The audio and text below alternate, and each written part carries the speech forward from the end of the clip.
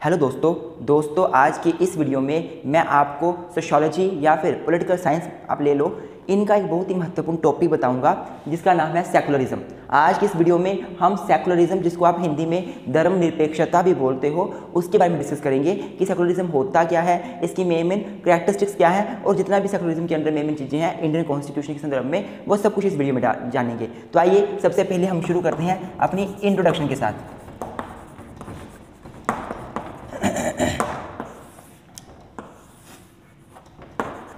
Students, अगर मैं introduction की बात करूं तो हम सभी को पता है वी लिव इन सोसाइटी। मैं जो सेकुलरिज्म का कंसेप्ट है वो सोशियोलॉजी के पर्सपेक्टिव में बना रहा हूं।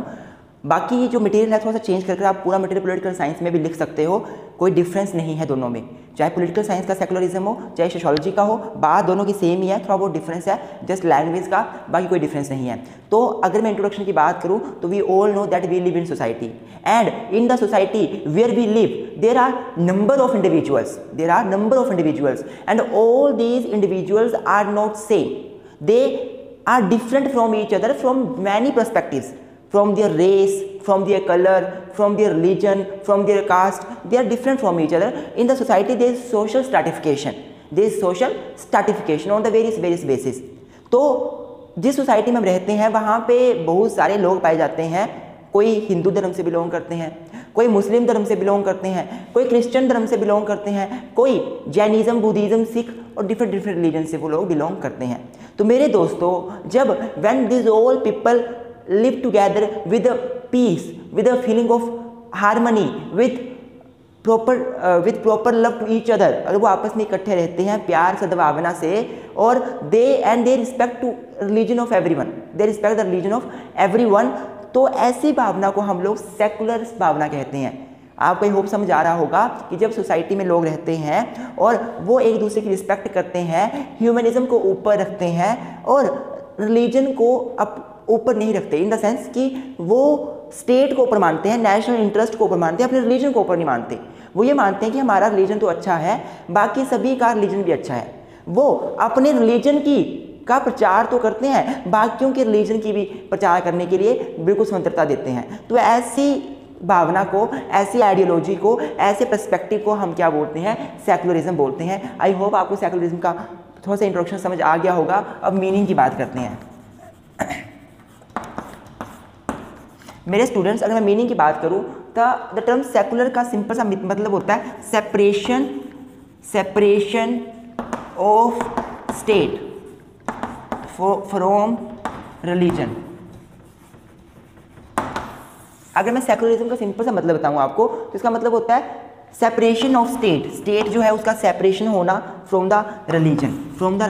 What does it mean? It mean कि जब एक कंट्री जो है वो कंट्री किसी पर्टिकुलर रिलीजन के साथ लिंक नहीं करती, जब कोई स्टेट का अपना पर्टिकुलर रिलीजन नहीं होता, जब किसी कंट्री का किसी रिलीजन के साथ, पर्टिकुलर रिलीजन के साथ सेपरेशन होता है, तो इसको सेकुलरिज्म बोलते हैं। Secularism means the state doesn't have its own religion as official one,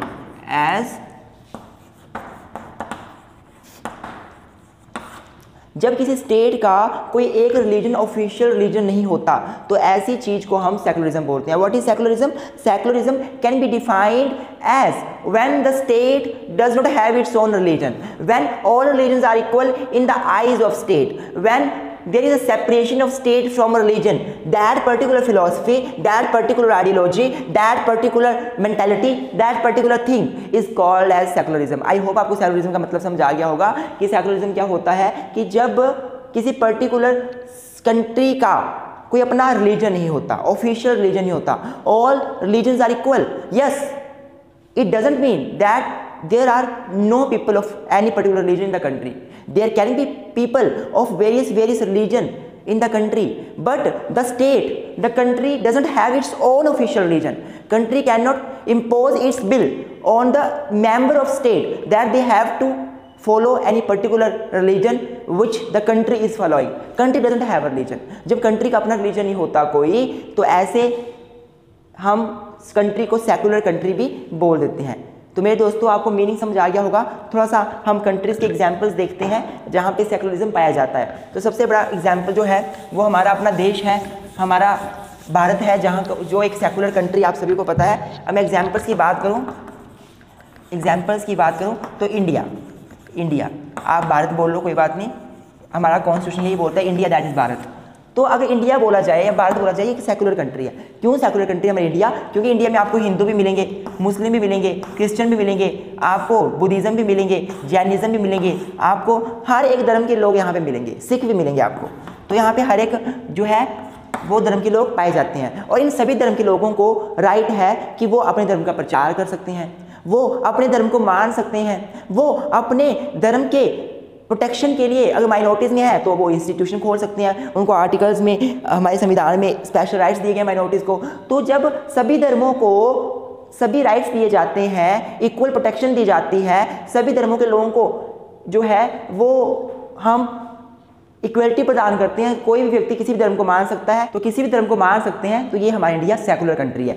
वैसे अगर आप अरेबियन कंट्रीज़ में चले जाओ, वहाँ पे मुस्लिम धर्म को ऊपर रखा जाता है और स्टेट का अपना धर्म है वो है मुस्लिम धर्म, तो वो एक सेकुलर कंट्री नहीं मानी जाती। वो जो है सेकुलर कंट्री की फिलोसफी में नहीं आती। सेकुलर कंट्री का मतलब ये होता है जब कंट्री का अपना कोई रिलीजन नहीं है ऑफिशियल, जो आपको मानना पड़ता है, हर एक बंदे को रिलीजन मानना पड़ता है, ऐसा नहीं है जैसे कि इंडिया में। तो आई होप आपको इसकी जो एग्जाम्पल्स हैं, आपको इसकी जो मीनिंग है, इसका जो इंट्रोडक्शन है वो समझ आ गया होगा। अब इसके बाद हम मेन कैरेक्टरिस्टिक्स देखते हैं, सेकुलरिज्म की मेन कैरेक्टरिस्टिक्स क्या होती हैं।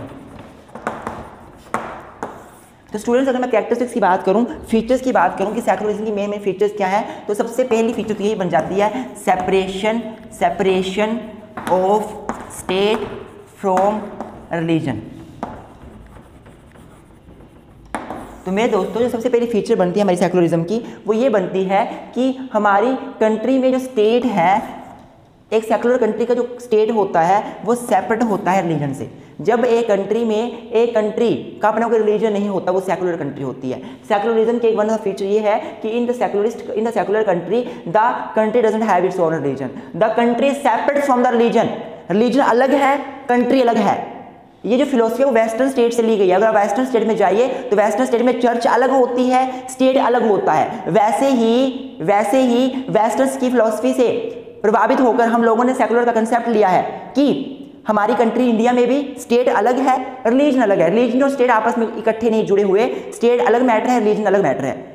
सभी लोगों को इकट्ठा कोई किसी भी रिलीजन को मानने का अधिकार है। स्टेट का अपना कोई ऑफिशियल रिलीजन नहीं है। तो सबसे पहली जो विशेषता पाई जाती है सेकुलरिज्म की वो यही है कि स्टेट का अपना कोई रिलीजन नहीं होता। दूसरा आप लिख सकते हैं ह्यूमनिज्म। सेकुलरिज्म जो है वो बेस करता है on the philosophy of humanism. According to secularism मानवता जो है ह्यूमनिज्म है, it is supreme, religion is not a supreme. Communalism हमने पढ़ा था, उसमें क्या था, उसमें रिलीजन सुप्रीम होता था, लेकिन हमारे सेकुलरिज्म कंसेप्ट में रिलीजन ऊपर नहीं माना जाता, वो सुप्रीम नहीं माना जाता, मानवता ऊपर मानी जाती है, ह्यूमनिज्म ऊपर माना जाता है। तो ये दूसरी फीचर है हमारी सेकुलरिज्म की। तीसरी आप ये लिख सकते हो कि state doesn't have its own religion. तो मेरे दोस्तों स्टेट का अपना कोई ऑफिशियल रिलीजन नहीं होता। All religions are equal in the eye of law, in the eye of state, whether Hindu, Muslim, Sikh, ईसाई, Parsi, all this live together with peace of, with feeling of harmony, feeling of love, feeling of this togetherness. सभी इकट्ठे मिलजुल के रहते हैं। सभी को right है कि वो अपना रिलीजन का प्रोपोगेट कर सके। सभी के रिलीजन की प्रोटेक्शन की जाती है स्टेट के जरिए। तो स्टेट का अपना ऑफिशियल रिलीजन कोई नहीं होता। State doesn't have its own religion as official religion. तो तीसरी फीचर हमारी ये बन जाती है सेकुलरिज्म की। फोर्थ आप बोल सकते हो right of worship to all. मेरे दोस्तों अगर मैं बात करूं सेकुलरिज्म की तो उसकी एक फीचर है कि सेकुलरिज्म में पूजा करने का राइट सभी को मिला होता है। सभी को मिलने का मतलब है हिंदू, मुस्लिम, सिख, ईसाई धर्म, किसी भी धर्म के लोगों को वर्शिप करने का राइट मिला हुआ है। हमारे आप इंडिया में देखिए, हमारे इंडिया में हमारे कॉन्स्टिट्यूशन में आर्टिकल 25 से लेकर 28 तक के फंडामेंटल राइट्स दिए गए हैं। सभी को, जितने भी रिलीजन के लोग हैं उन सभी को रिलीजियस राइट्स मिले हुए हैं। वो किसी भी रिलीजन को प्रोपेगेट कर सकते हैं, किसी भी रिलीजन की वो मान सकते हैं, भगवान को मान सकते हैं, किसी को भी वो अपने एजुकेशनल इंस्टीट्यूशन खोल सकते हैं। वो टैक्स देने के लिए बाध्य नहीं है किसी एक रिलीजन की प्रमोशन के लिए। तो सेकुलरिज्म की विशेषता पाई जाती है कि इसमें हर एक व्यक्ति को वर्शिप करने का पूरा राइट होता है। आई होप आपको इस फीचर समझ आई होंगी। अब आगे डिस्कस करते हैं। All religion are equal. तो सेकुलरिज्म की विशेषता ये पाई जाती है कि जितने भी रिलीजन होते हैं स्टेट में वो सभी इक्वल होते हैं स्टेट की नज़रों में, चाहे हिंदू है, चाहे मुस्लिम है, चाहे क्रिश्चियन है, चाहे पारसी है, वो सारे रिलीजन जो इक्वल माने जाएंगे और किसी भी रिलीजन को औरों से सुप्रीम नहीं माना जाएगा। हाँ, अगर कोई रिलीजन के लोग माइनॉरिटीज़ में है तो उनकी प्रोटेक्शन के लिए, उनके राइट्स की प्रोटेक्शन के लिए, उनको ऊपर लाने के लिए उनको स्पेशल राइट्स दिए जा सकते हैं। पर हाँ, हम किसी के साथ भेदभाव नहीं करेंगे रिलीजन के बेस पर, सभी रिलीजन इक्वल होते हैं in the country which is secular country. ये भी इसकी एक फीचर पाई जाती है। 6 आप लिख सकते हो, no discrimination, no discrimination on the basis of religion.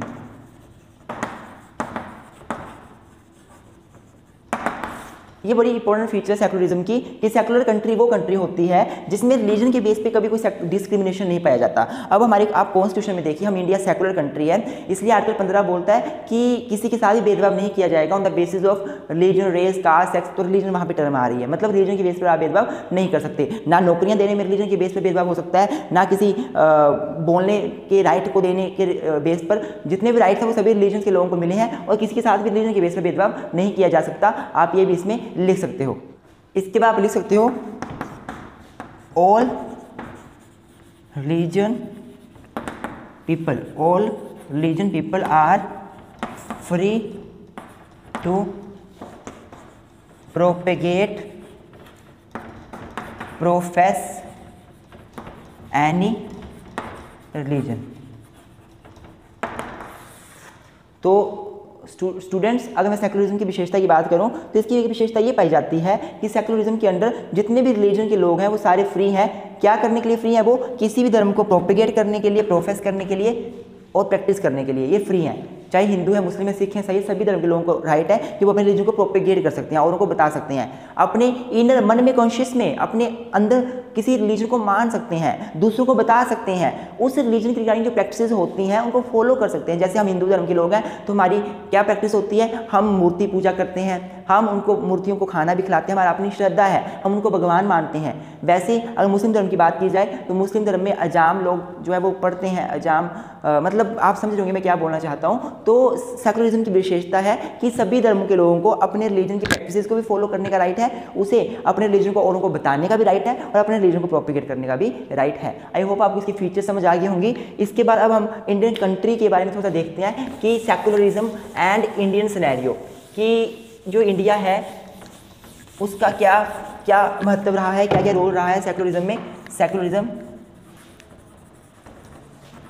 And India. मेरे दोस्तों, को मैं इंडिया की बात करूँ सेकुलरिज्म के साथ, तो इंडिया एक सेकुलर कंट्री शुरू से रहा है।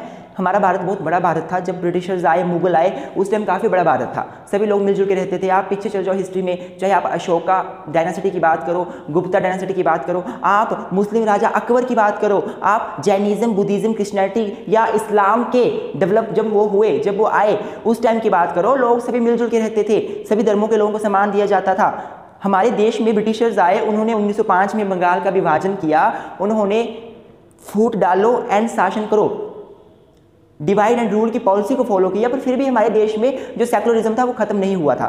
लोगों के बीच जो थी वो सेकुलर भावना थी।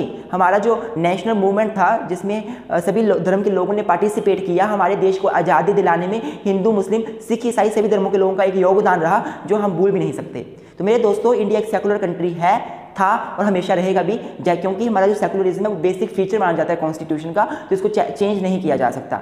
तो अगर मैं बात करूं इंडियन कॉन्स्टिट्यूशन के बाद के सेकुलरिज्म की, तो मैं आपको बताना चाहता हूं कि हमारा जो संविधान था वो 26 जनवरी 1950 को कमेंस हो गया था, लागू हो गया था, कमेंस हो गया था। वैसे तो 26 नवंबर 1949 को बन के तैयार हो गया था हमारा संविधान, लेकिन 26 जनवरी 1950 को ये लागू हो गया था। जब हमारा संविधान लागू हुआ तो हमारे संविधान में जो हमारी संविधान की प्रियम्बल थी वहाँ कहीं भी सेकुलर वर्ड यूज़ नहीं किया गया था, लेकिन हाँ वहाँ पे वर्ड यूज़ किया गया था कि सभी धर्मों के लोगों को फ्रीडम रहेगी किसी भी फेथ में, किसी भी भगवान में विश्वास करने की और किसी भी भगवान की पूजा करने की, ये फ्रीडम रहेगी। तो इम्प्लाइडली जो हमारी प्रियम्बल में वर्ड्स यूज़ किए गए थे, everyone would have a right to faith on any god and worship also, तो ये राइट इंप्लाइडली कहीं ना कहीं रिलीजियस सेकुलरिज्म की ही बात करते थे कि हमारे देश में सभी लोगों को जो है वो अपने रिलीजन को प्रमोट करने का राइट है और हमारे देश में सेकुलरिज्म है। ये वर्ड्स इसकी तरफ इशारा करते थे। मेरे दोस्तों इसके अलावा जो हमारा देश आज़ाद हुआ तो उसी टाइम हमारे देश में सभी लोगों को फंडामेंटल राइट्स मिल गए। फंडामेंटल राइट्स हमारे चैप्टर 3 में दिए गए हैं। आर्टिकल 12 से लेकर 35 तक ये चैप्टर कवर करता है।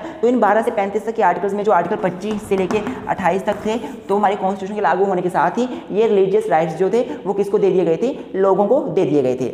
बाद में मेरे दोस्तों सेकुलर को मोर स्पेसिफिक बनाने के लिए क्या हुआ, 1976 में 1976 में 42nd कॉन्स्टिट्यूशनल अमेंडमेंट एक्ट पास किया गया और इस अमेंडमेंट के जरिए ये बोल दिया गया, इस अमेंडमेंट के जरिए इस अमेंडमेंट के जरिए हमारे संविधान की प्रियम्बल में वर्ड सेकुलर ऐड कर दिया गया। सेकुलर के साथ 2 वर्ड्स और ऐड हुए थे लेकिन वर्ड सेकुलर भी ऐड कर दिया गया और जो सेकुलर वर्ड ऐड किया गया तब से हमारे देश में ये माना जाता है कि सेकुलर जो वर्ड है वो हमारी प्रियम्बल में स्पेसिफिकली दे दिया गया है। तो हमारा देश एक सेकुलर कंट्री है। हमारे देश में जो राइट्स मिले गए हैं that is right to equality article 14, right against discrimination article 15, right of equal opportunities in job article 16, right against untouchability article 17, abolition of title article 18, right of some freedoms article 19, article 20, right to life and personal liberty article 21 में दिया गया है। 20 में तो rights दिए गए, right दिए गए पर्सन जिसके ऊपर ट्रायल चला जिसको सजा हो गई हो। तो मेरे दोस्तों ये जितने भी राइट्स हैं वो सभी धर्मों के लोगों को दिए गए हैं, किसी एक धर्म विशेष के लोगों को नहीं दिए गए हैं। तो ये सारी बातें ये बताती हैं कि ये एक सेकुलर कंट्री है। तो मेरे दोस्तों आई होप आपको सेकुलरिज्म का कंसेप्ट थोड़ा सा समझ आ गया होगा। अगर वीडियो अच्छी लगी तो लाइक जरूर करें, मेरे चैनल को सब्सक्राइब जरूर करें और अगर आप किसी और टॉपिक की वीडियो चाहते हैं तो मुझे बताएं। ये मेरा लेक्चर सोशियोलॉजी के ऊपर था। मैं आशा करता हूँ कि आप मेरी सपोर्ट करेंगे, इसी तरह मेरे साथ बने रहेंगे। Thank you so much.